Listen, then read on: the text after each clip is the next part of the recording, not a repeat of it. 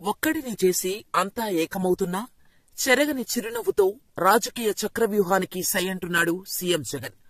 సొంత చెల్లి ప్రత్యర్థిగా మారి తూలనాడుతున్నా ఒక్కటంటే ఒక్క మాట కూడా నోరు జారకుండా చాలా హుందాగా ఉన్నారు జగన్.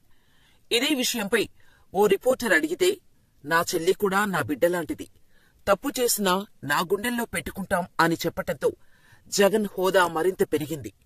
అటు ప్రజల్లో సైతం జగన్ గ్రాఫ్ పీక్స్ లో ఉంది. దీంతో ఈసారి ఎలాగైనా ఎలక్షన్స్ లో గెలవాలనుకుంటున్న చంద్రబాబు జగన్ ఇమేజ్ ని డ్యామేజ్ చేయడానికి సాయశక్తులా ప్రయత్నిస్తున్నారు. కానీ ఎక్కడా స్కోప్ లేక చతికిల పడుతున్నారు. మొన్నటి వరకు పవన్ తో నానా హంగామా సృష్టించారు చంద్రబాబు. పవన్ మాట్లాడి ప్రతి పదం చంద్రబాబు వెనకుండి నడిపించినవే అని జగమెరిగిన సత్యం.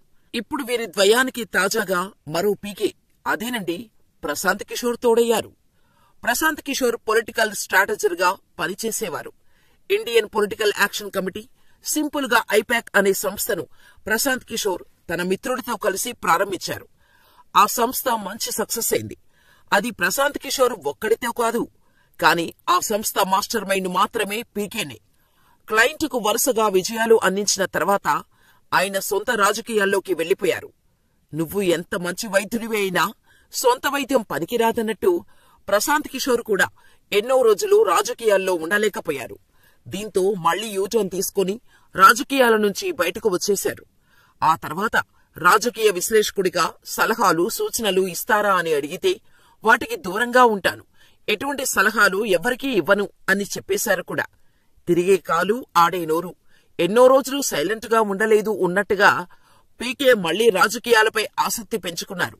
అందుకనుగుణంగా ఎలక్షన్స్ వచ్చే రాష్ట్రంలో ఏ పార్టీ గెలుస్తుందో అని అంచనాలు వేస్తూ ఫలానా పార్టీ గెలుస్తుందని చెప్పడం మొదలుపెట్టారు. అలా తెలంగాణలో మళ్లీ బీఆర్ఎస్ వస్తుందని చెప్పాడు పీకే. కాంగ్రెస్ గెలిచింది. కర్ణాటకలో మళ్లీ బీజేపీదే విజయమన్నాడు. కానీ కాంగ్రెస్ సత్తా చాటింది.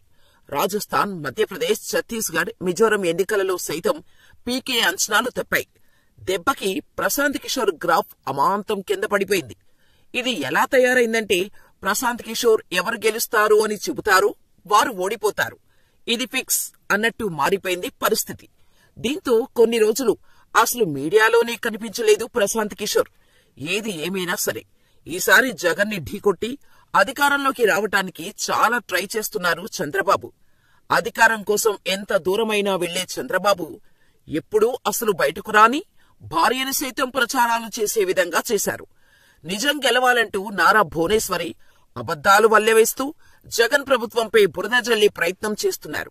మరోపక్క చంద్రబాబు తనయుడు నారా లోకేష్ శంఖారావం పేరిట సభలు నిర్వహిస్తూ రెడ్ బుక్ అంటూ భయపెడుతున్నాడు. అసలు అధికారంలోకి వస్తే ఏం చేస్తారు అంటే, ఏ రాజకీయ నాయకుడైనా ఏం చెబుతారు? ప్రజలకు వారు చేయాలనుకుంటున్న సంక్షేమం గురించి చెబుతారు. కానీ నారా లోకేష్ మాత్రం, నా రెడ్ బుక్ లో పేర్లు రాసుకుంటున్నాను, మేము అధికారంలోకి వచ్చాక వారి అంతు చూస్తాం, అధికారుల ఉద్యోగాలు ఊడదీస్తాం అన్న రేంజ్ లో డైలాగ్స్ చెబుతున్నారు. దీంతో ఇదెక్కడి రాజకీయం రా బాబు, ఏదైనా ఉంటే రాజకీయ నాయకులపై చూసుకో, అధికారులపై కక్ష ఏంటి అంటున్నారు ప్రజలు. ఒక్కొక్కరిగా బరిలోకి దిగితే పని జరగటం లేదని జగన్ పై మూకుమ్మడి దాడి చేయటానికి సిద్ధపడి పొత్తులు పెట్టుకున్నారు. అయినా బలం సరిపోవటం లేదని బీజేపీతో పొత్తుకు అర్రులు చాస్తున్నారు చంద్రబాబు, పవన్. కానీ బీజేపీ అధిష్టానం మాత్రం పొత్తుపై ఎటువంటి క్లారిటీ ఇవ్వకుండా దాటవేస్తూ వస్తోంది. ఇక ఇలా కాదు అనుకుని ఇప్పుడు ఏకంగా ప్రశాంత్ కిషోర్ ని లైన్లోకి తీసుకువచ్చారు చంద్రబాబు. మొన్న మధ్య త్వరలో జరగబోయే ఎన్నికల్లో ఏపీలో వైసీపీ ఓడిపోవటం ఖాయమని ప్రశాంత్ కిషోర్ జోస్యం చెప్పారు. ఏపీలో ఏర్పడబోయేది టీడీపీ ప్రభుత్వమేనని అన్నారు. చదువుకున్న వాళ్లు ఉద్యోగాలు కోరుకుంటారు, కానీ ఉచితాలు కాదంటూ జగన్ అమలు చేస్తున్న సంక్షేమ పథకాల వల్ల ఓట్లు పడవని కామెంట్ చేశారు ప్రశాంత్ కిషోర్. ఈ కామెంట్స్ చేయడానికి ముందు రోజే చంద్రబాబుతో భేటీ అయిన ప్రశాంత్ కిషోర్ దాదాపు 4 గంటలు చర్చలు జరిపారు. ఈ చర్చలు అనంతరమే ఈ వ్యాఖ్యలు చేయటంతో పీకే వ్యాఖ్యల వెనుక ఎవరు ఉన్నారో అందరికీ అర్థమైపోయింది. కిరాయి సొమ్ములకు వ్యూహాలను, ఆలోచనలను అమ్ముకునే ప్రశాంత్ కిషోర్ మొన్నటిదాకా జగన్ విజయం కోసం పనిచేసి ఇప్పుడు ఆయన దారుణంగా ఓడిపోతున్నారని చెబుతున్నారు. కిరాయి బేరం ఇప్పుడు చంద్రబాబుతో కుదిరిందేమోననే సందేహాలు ప్రజల్లో కలిగేలా ఆయన మాట్లాడుతున్నారు. ప్రశాంత్ కిషోర్ కు ఎన్నికల వ్యూహకర్తగా ఎంతటి పేరైనా ఉండవచ్చు కాక, కాని ఆయన వివిధ రాష్ట్రాల్లో వివిధ పార్టీలతో కుదుర్చుకున్న ఒప్పందాలలో ఎన్ని సక్సెస్లు ఉన్నాయో అన్ని ఫెయిల్యూర్స్ కూడా ఉన్నాయి.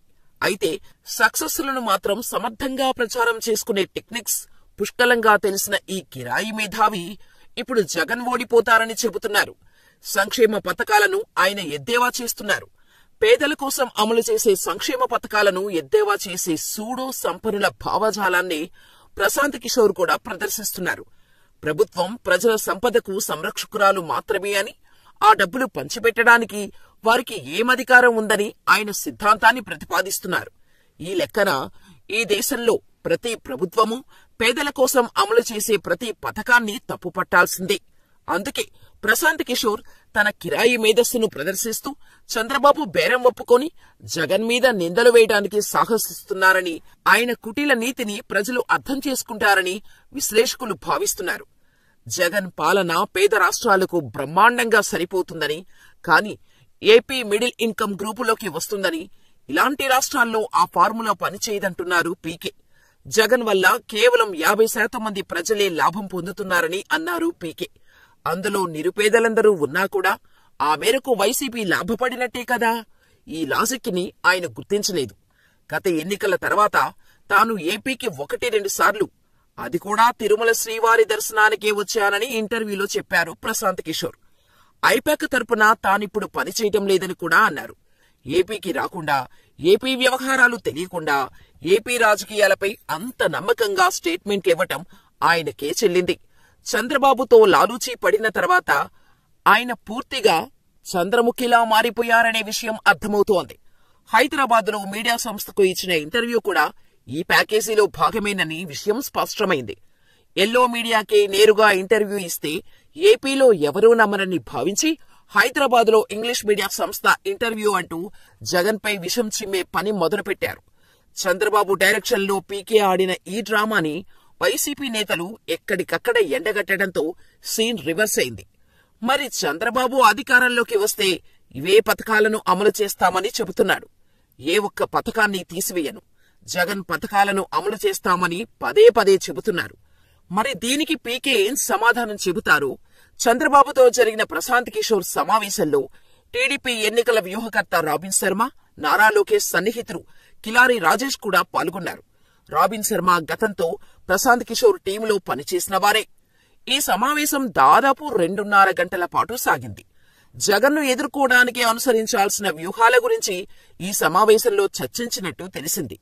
గతంలో హైదరాబాద్ నుంచి విజయవాడ వెళ్లి ప్రశాంత్ కిషోర్ చంద్రబాబుతో సమావేశమైనట్టు ఆ విషయం తెలిసిందే. బీజేపీలోని చంద్రబాబు సన్నిహితులు సీఎం రమేష్ సమకూర్చిన ప్రత్యేక విమానంలో నారా లోకేష్ తో కలిసి ప్రశాంత్ కిషోర్ విజయవాడ వెళ్లారు. ఇదంతా చూస్తుంటే ప్రశాంత్ కిషోర్ సాయాన్ని ఎప్పటినుంచే చంద్రబాబు తీసుకుంటున్నట్టు అర్థమవుతోంది.